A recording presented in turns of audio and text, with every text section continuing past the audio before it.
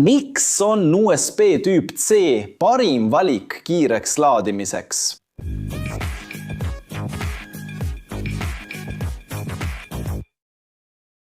Tere inseneriteaduse austajad! Täna hakkame lahendama üht kaasaegse inseneriteaduse suurimatest saladustest ja imedest.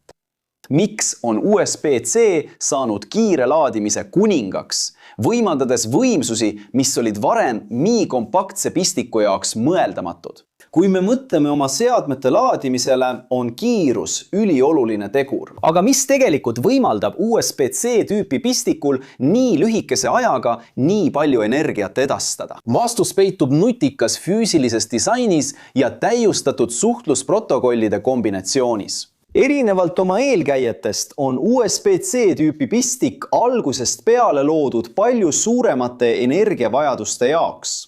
See ei ole lihtsalt pööratav ja mugav pistik, vaid tõeline miniatüürne jõujaam. Aga kuidas ta seda suudab, ületades teiste pistikute piiranguid, mis vaevu ületasid 10 või 15 vatti?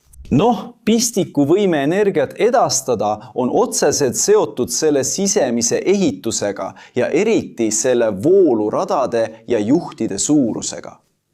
Kujuta ette maanteed. Mida laiem see on, seda rohkem autosid saab sellest korraga läbi sõita. Ja samamoodi on USB-C tüüpi pistiku sees olevad kontaktid ja juhtrajad ümber kujundatud, et need oleksid tugevamad ja neid oleks rohkem. Kui vanematel pistikutel oli vähe energiale pühendatud kontakte ja need olid õhukesed, siis USB-C tüübil on 24 kontakti. Paljud neist on pühendatud energia ja maanduse funktsioonidele ning on füüsiliselt võimelised taluma suuremaid elektrivoolusid. See tähendab, et nende kaudu saab voolata rohkem elektrit ilma süsteemi üle koormamata. Aga kas ainult suurematest siinidest piisab, et tagada kiire ja ohutu laadimine? Jah, asi pole ainult suuruses, vaid ka selles, kuidas seda energiat hallatakse. Üks kiire laadimise inseneritöö suurimaid väljakutseid on elektritakistus ja sellest tulenev soojuse hajumine. Kui elekter liigub läbi juhi, kohtab ta teatud takistust ja see takistus tekitab soojust. Mida suurem on vool ja pinge, mida proovite läbi kaabli või pistiku juhtida, seda rohkem soojust tekib. See on nagu prooviks liiga palju vett läbi peene vooliku suruda. Rõhk tõuseb ja voolik võib isegi lõhkeda. Kiirlaadimise kontekstis, kui soojust ei hajutata tõhusalt, võib see kahjustada kaablit, pistikut või isegi seadet, mida laetakse. Insenerid pidid projekteerima USB-C ja sellega seotud kaablid selliste materjalide ja geomeetriatega, mis minimeerivad takistust ja maksimeerivad soojuse hajumist. Aga kuidas seade ja laadija omavahel suhtlevad, et otsustada, kui palju energiat saab anda ilma ülekuumenemiseta? Siin tulebki mängu USB Power Delivery ehk USB-PD, nutikas suhtlusprotokoll, mis on tüüp C kiirlaadimise aju.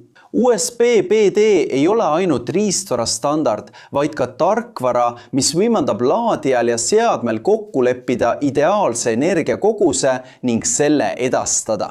Selle asemel, et lihtsalt pakkuda fikseeritud pinget, näiteks tavalist 5 volti, mida näeme laadijates, võimaldab USB-PD pinget reguleerida kõrgematele tasemetele nagu 9, 12, 15 või isegi 20 volti.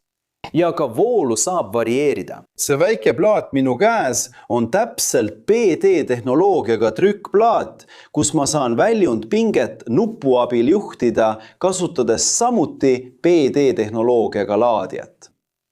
Ja ma olen juba teinud sellel kanalil video, kus ma näitan, kuidas see töötab ja kuidas sa saad pinget juhtida ning ma jätan selle video lõppu ka kaardi sellele videole, sest on väga lahe näha, kuidas see töötab. Ja see on väga oluline, sest nagu me füüsikas teame, on võimsus, pinge ja voolu korrutis, nagu valem ekraanil näitab.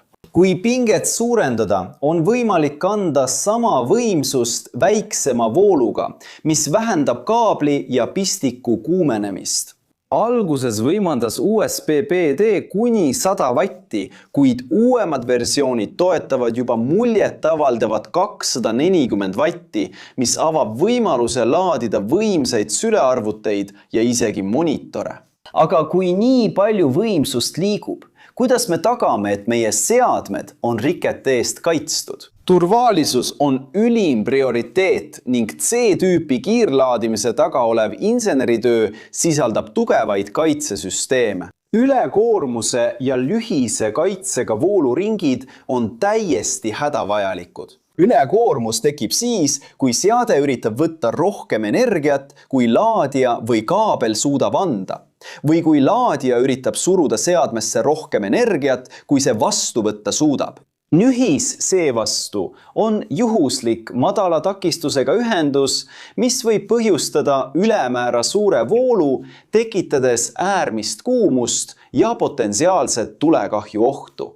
Et vältida neid ohtlikke olukordi, on USB-C laadijates ja seadmetes koos PD-tehnoloogiaga toitehalduskiibid, mis jälgivad pidevalt pinget ja voolu. Kui nad tuvastavad mingi anomaalia, võivad nad koheselt katkestada vooluvarustuse.